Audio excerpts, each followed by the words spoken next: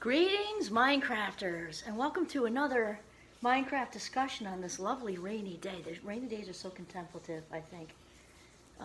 Anyway, so my name is Kimberly Quinn, and I am thrilled to have this conversation with you today in my living room, listening to this. It's so serene. The rain, oh my God, feeling so calm and relaxed today. So anyway, this has me even more excited to talk about today about your own personal best. And in our current society where we're zipping around like gerbils on crack, so focused, especially with social media, where everybody else is doing all the time. Think of all those polarized words. It's stressful just to say them, never mind hear them and resonate with them. Everybody, always, know it. Those words don't even exist in reality, right? Everybody doesn't like me. Everybody's got a promotion. Everybody's getting this. Everybody's going to graduate school. Everybody's got more retirement than me. It's all so ridiculous, regardless of your life stage. And so, what I want to talk about is competition. Having a competitive spirit is okay. I have a very competitive spirit, actually. And there's so much said about, competition is not good and that. No, competition is great as long as it's directed towards yourself. Then it is highly, highly motivating. Being better at whatever today than you were yesterday. And even if you don't make your own mark, to extend compassion and kindness towards yourself, okay, and get back on the train. But in this particular, in our society, there's so much emphasis on social comparison, especially since the social media thing. Teens, young adults, and even seasoned adults. I think it's definitely more so with the younger generations with this compulsion, for lack of a better word, to feel the need to be connected 24/7. They can't not do it. They just have to check. And then there's an immediate, the minute they hit that phone and look, their brain doesn't even know what to expect yet. They look, so-and-so's in a relationship, so-and-so went on a vacation, so-and-so, blah, blah. They don't even know what to expect yet. The minute they hit that, there's a change in mood, okay, which can be positive on occasion. For the most part, it's negative, because that's where social comparison goes. It's a straight road to sad. So there was a gentleman by the name of Leon Festinger who came up with the social comparison theory back in 1950. I think it's 1951, maybe 52. Anyway, early 50s, and it's amazing how his theory still applies to now. When back then it was like, the Donahues got a new station wagon, and we can, and then it just rolled by right in front of our faces, and then Mr. Donahue, because that's how it was in the 50s, right? Put his, brand new shiny station wagon in the garage, and then all of a sudden, okay, we're not talking about it anymore because it's not right here. But everything is right here now. So that theory that Leon Festinger came up with back then is even more applicable now, because it's just right there on the computer, on the phone, on the tablet, on the whatever. And when we compare to what other people are doing, it is a straight road to just negative emotion. Fill it in. Sad's one of them. Okay? And so we got to really run our own race and get focused on our own race and our own path. And also, in addition to the social comparison, not to get caught up in obstacles. Because it's so easy, even if we are sort of focused on our own thing, to kind of be focused on what's getting in the way. And there's one example, Simon Sinek used it a while ago, but man, does it hit with me, because we are skiers in this family.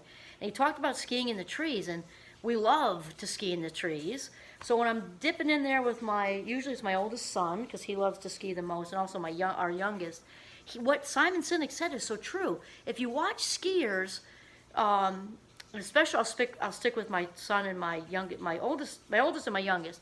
When we're dipping through the trees, sometimes I'll just watch them because the dynamic is so great, and they're naturally doing what I wish we could apply to the world, and we can apply to the world. Because if you focus on the trees, there's so many trees. How can people ski in the trees? There's so many trees. Trees don't move. Trees, if we hit them, we can be in really bad shape. But neither one of them are thinking that way. Neither am I. But again, I watch them, and they're so fluid. Because they're not focused on the trees.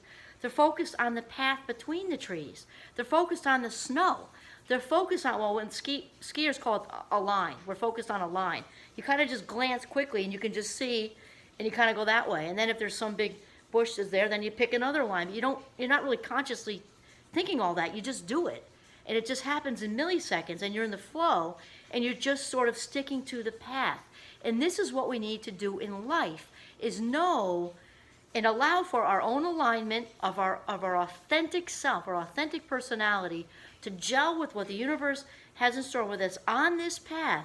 Just listening, and finding our line, I guess, that's really good actually. Finding our line, just like we do in skiing, in life. And it does, in skiing in reality, it shifts constantly because, metaphorically, I guess, life happens and has a shift too. Well, in the trees, bushes happen, rocks happen, cliffs happen. You sometimes have to pivot pretty fast.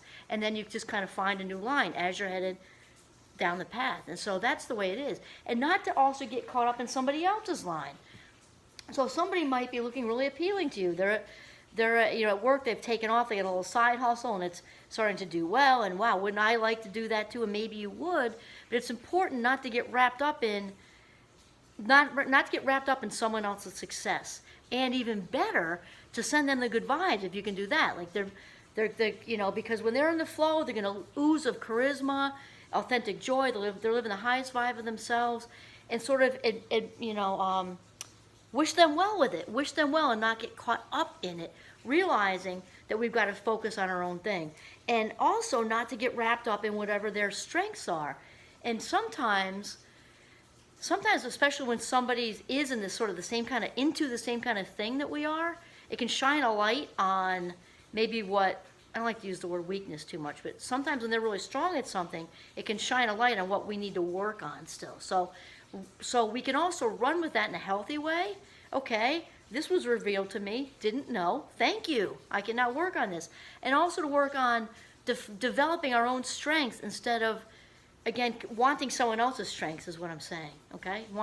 And also, this is one thing that I like about the Strength Scope. A colleague of mine, Tom, we work on things related to this. I like the language of it. It's just an inventory. Like, there's so many of them out there. Most of them are free. Strength Scope is not free, but it's not super expensive. Anyway, I like the wording because when you have your color wheel done, it's these beautiful colors of all the different parts of you, enthusiasm and optimism and empathy, and then all the critical thinking stuff, and it shows all these colors, and it shows us what excites us versus what drains us. So it's not saying, oh, this and this and that are your strengths, and then you suck at all this stuff. It doesn't say that. It says this is what excites you, this is what drains you. So I've talked about that a little bit before, and it is so important to know what excites us, because that is when we pay attention to our strengths, our signature strengths, as Marty Seligman will call them, and we align our signature strengths with our authentic passion, there is no stopping you. Let me tell you that. Talk about your personal best. Remember, keep in your frame. We've talked about the frame. Keep in your frame where your authenticity resides, your love and self-acceptance also reside, and your own signature strengths reside in here. Other people's strengths are in their frames. So we don't want to be tempted. Oh, I feel like I want to go get my frame right now. We don't want to be tempted to look outside the frame at their strengths. Stay in your frame with your strengths in alignment with your authentic self and what you're meant to do on this earth. Stay on your path. Look for the snow. Don't focus on the trees. That's it. This is Kimberly Quinn signing off from the beautiful Northern Vermont on this lovely rainy day. Have a mindful day.